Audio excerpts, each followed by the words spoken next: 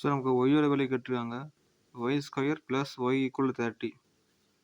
So y square plus அந்த 30 equal இந்த side வந்து மைனஸாக மாறிடும். ஸோ -30 = 0.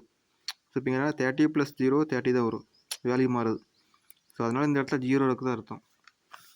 ஸோ இங்கே பாருங்களேன், இங்கே ஒய் 2 டைம்ஸ் இருக்குது, ஒய் ஸ்கொயர் இருக்குது, இங்கே ஒய் பவர் 1 இருக்குது, இங்கே ஒய் இல்லாமல் இருக்குது. அந்த மாதிரி தான் நம்ம எப்படி ஒய் வேல்யூ கண்டுபிடிக்கணும்னா இதையும் நம்ம பெருக்கணும். ஸோ ஆக்சுவலாக ஒய் ஸ்கொயர் பக்கத்தில் எதுவுமே இல்லை, 1க்கு தான் அர்த்தம். ஸோ அப்படின்னா -30 × 1 = -30 வரும். அதே மாதிரி சென்ட்ரல் இருக்க நம்பர் இங்கே பக்கத்தில் 1 இருக்குது, 1 நான் போட்டுக்கணும். இப்போ ஏதோ 2 நம்பரால் பெருக்குனா இந்த -30 வரணும், அந்த 2 நம்பரை கூட்டினா +1 வரணும்.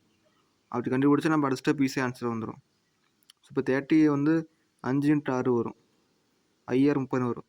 ஓகே, பட் ஆனால் இது பெருக்குனா 30 வருது, ஆனால் கூட்டினா 1 வரணும். ஸோ அப்போ 2க்கு ஏதோ ஒன்று மைனஸ் பண்ணணும். இங்கே ப்ளஸ் இருக்குது, ஸோ இதுக்கு 5க்கு மைனஸ் போடலாம். ஸோ 6 - 5 = +1 வருது. அதே மாதிரி 2 பெருக்குன்னா 30, அதே மாதிரி -30 வந்துடும், கரெக்டாக இருக்குது.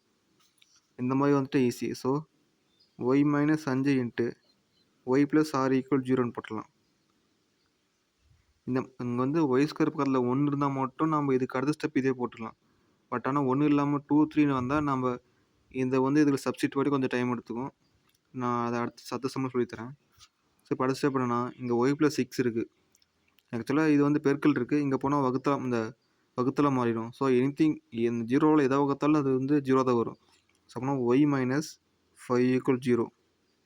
அப்படி இல்லாமல் இதை நம்ம வச்சுக்கிட்டு இதை இந்த சைடு போனால் இது 0 மாறிடும். ஸோ அப்படின்னா y + 6 = 0ன்னு வரும். இப்போ இந்த -5 இந்த பக்கம் போனால் +5 மாறிடும். அதே மாதிரி தான் இப்போ இது +6 இந்த சைடு போனால் -6 மாறிடும். ஸோ அப்போ ஒய்க்கு 2 ஆன்சர் வரும், +5 இருக்கலாம், அல்லாட்டி -6 இருக்கலாம்.